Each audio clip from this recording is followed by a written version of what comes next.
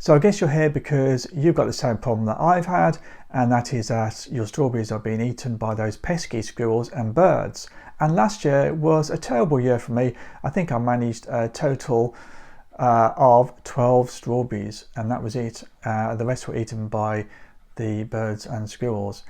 But this year I've got double the amount of strawberry plants, so I'm determined to protect them. And so I decided to build a strawberry cage. And I've got a lot of the wood already, so I just needed to buy the Alpine Reach netting kit and some wood glue as well. And it's a very good netting kit, and it comes with 100 ties and you get loads of netting. So I've probably got enough netting to make 5 of these strawberry cages. So please watch to the end of the video as well, because there is an unexpected twist in the story and you really need to watch that bit as well. So without further ado, here's the video.